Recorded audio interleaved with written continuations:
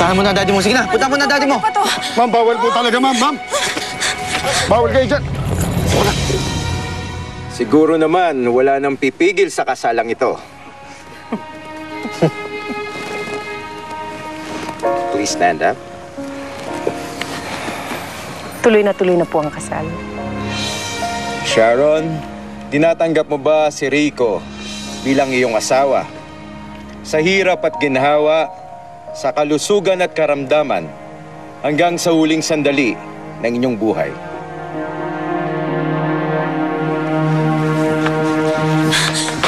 Mga ina, nasan si Daddy?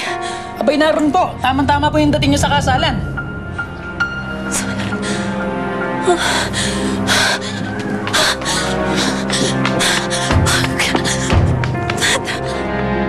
Rico, tinatanggap mo ba si Sharon upang iyong maging asawa sa hirap at ginhawa, sa kalusugan at karamdaman, hanggang sa huling sandali ng inyong buhay?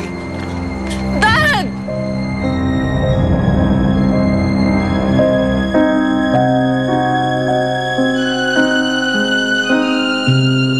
Gusto mo, Siri? Kailangan ni Bea ng moral support natin.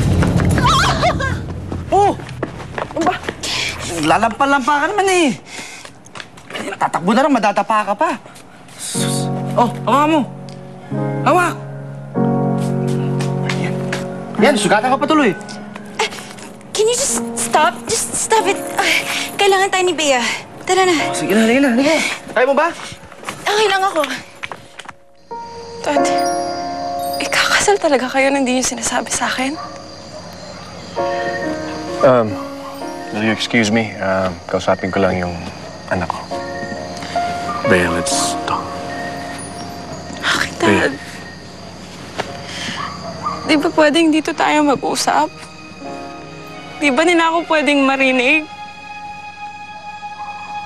Di na ba talaga ako kasama sa pamilya mo? Anong hindi ka pamilya? Pamilya kita. You're my daughter. Meron akong daughter. Nandi sinasabihan ng tatay niya na ikakasal siya. Sabi mo, pupunta ka dito para sa negosyo mo. Tapos ganito, ikakasal ka pala. How do you think this makes me feel? How can you expect me to tell you kung masama ang loob mo sa akin? Paano hindi sasama ang loob ko sa iyo? Sila na ang pinahiniwalaan niyo. Dahil ikaw ang lumalayo. Kung ano-anong ginagawa mong kalokohan para lumayo ang loob ko sa iyo.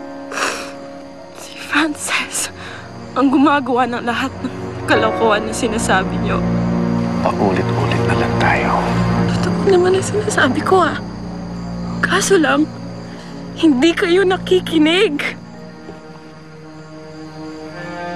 Hindi natutuko sa pagpatay nila sa mga goldfish o pagsira nila sa birthday ni Mommy. Bea, please, come on. Sinisiraan niya ako sa'yo. Sinisiraan ako ni Frances sa'yo.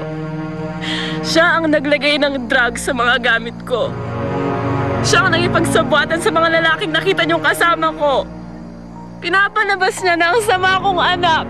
At naniniwala naman kayo sa kanya. Hindi ako maniniwala. Nakikita ko nagbabago ka na. Si Frances nga may gawa nun!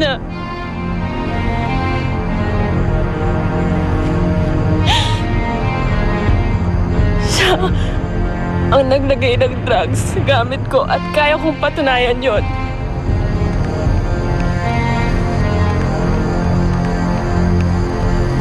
Paano?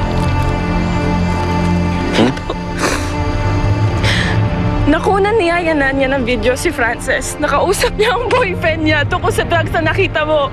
Ito, kaya ko ipakita sa'yo.